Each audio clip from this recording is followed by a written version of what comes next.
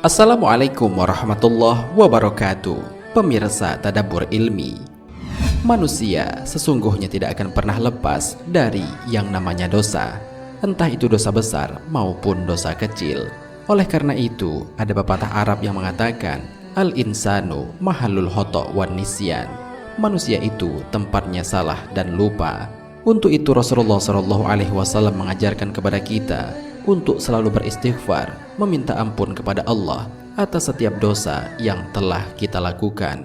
Hal ini sebagaimana Rasulullah SAW bersabda, tidak ada dosa besar jika dihapus dengan istighfar atau meminta ampun kepada Allah, dan tidak ada dosa kecil jika dilakukan terus-menerus. Hadis riwayat Baihaqi.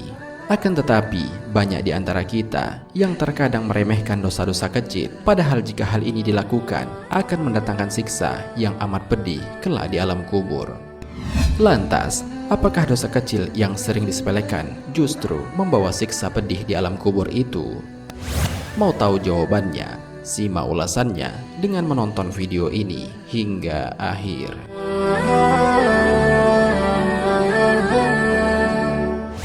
Sebelum lanjut, bagi kalian yang belum subscribe, silahkan untuk menekan tombol subscribe terlebih dahulu.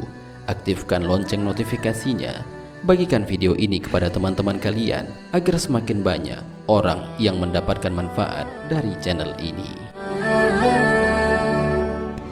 Pemirsa Tadabbur Ilmi, dua dosa kecil yang sering dianggap remeh, tapi ternyata dapat mendatangkan azab yang sangat pedih kelak di alam kubur, pernah dijelaskan oleh Rasulullah SAW dalam sebuah hadis dari Ibnu Abbas radhiyallahu anhu bahwa Rasulullah SAW pernah bersabda, saat melewati dua buah kuburan, kedua mayit ini sedang disiksa. Keduanya tidak disiksa karena dosa besar, salah satunya disiksa karena tidak beristinja atau bersuci setelah kencing, dan yang lain disiksa karena selalu mengadu domba atau namimah. Kemudian Rasulullah SAW mengambil sebuah pelepah kurma basah dan membaginya menjadi dua, masing-masing ditancapkan pada dua kuburan tersebut. Para sahabat bertanya, kenapa engkau berbuat begitu? Rasulullah SAW menjawab, barangkali bisa meringankan siksa keduanya selama belum kering. Hadis riwayat An-Nasa'i. Ibnu Hajar Al-Asqalani dalam kitab Fathul Bari menjelaskan bahwa dua dosa dalam hadis tersebut menurut mereka bukanlah dosa besar, sehingga dosa itu dianggap kecil dan diremehkan. Padahal sebenarnya dosa itu adalah besar dalam pandangan Allah Subhanahu wa Ta'ala.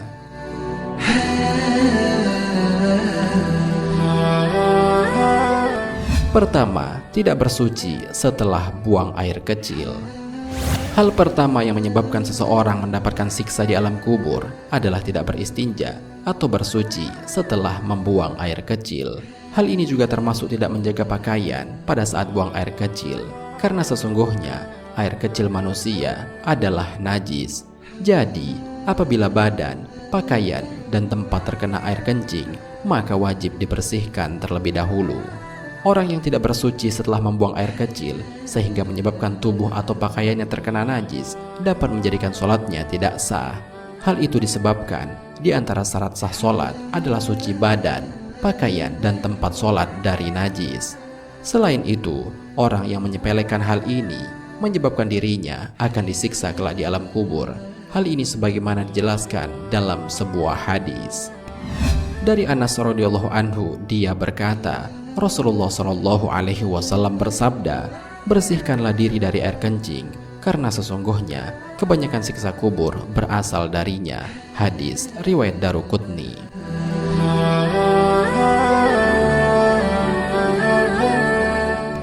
Kedua, pelaku namimah atau adu domba. Dosa kedua yang menyebabkan siksa di alam kubur adalah namimah atau yang biasa disebut dengan adu domba. Namimah berarti menyebarkan suatu berita untuk merusak hubungan antar sesama manusia sehingga menyebabkan orang lain bermusuhan satu dengan yang lainnya. Perbuatan seperti ini termasuk ke dalam akhlak yang tidak terpuji, Sama halnya dengan ghibah, fitnah, dan hasud. Berbicara mengenai lisan memang tidak ada habisnya. Akan ada banyak bahaya yang ditimbulkan darinya jika seseorang tidak dapat menjaga atau mengontrol lisannya. Orang-orang yang tetap saja melakukan hal semacam ini diancam tidak akan masuk ke dalam surga. Hal ini sebagaimana dijelaskan dalam sebuah hadis. Dari Huzaifah radhiyallahu anhu berkata, Rasulullah shallallahu alaihi wasallam pernah bersabda, tidak masuk surga orang yang suka mengadu domba. Hadis riwayat muttafaqun alaih.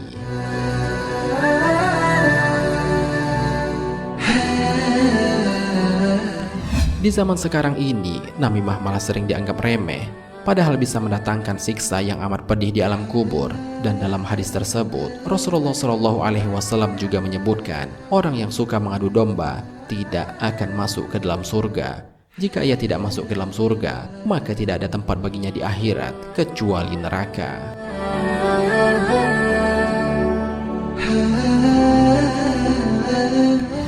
Pemirsa Tadabbur Ilmi, Islam adalah agama yang sempurna, membawa kedamaian, serta memperbaiki kehidupan manusia di muka bumi ini. Semua perkara yang dibutuhkan manusia sudah dijelaskan. Sebagai orang yang beriman, hendaklah kita untuk hidup bersih dan mengatakan perkataan yang benar, sebagaimana dijelaskan dalam firman Allah Subhanahu wa Ta'ala.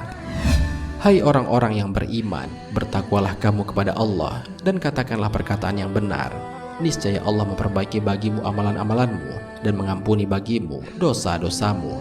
Dan barang siapa yang mentaati Allah dan Rasul-Nya, maka sesungguhnya ia telah mendapat kemenangan yang besar. Al-Quran Surat Al-Ahzab ayat 70-71. Wallahu a'lam bishawab.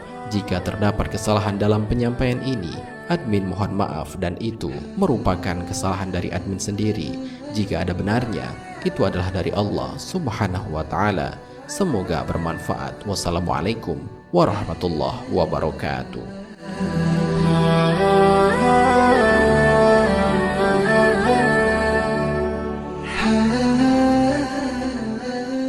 شكرا يا ربي شكرا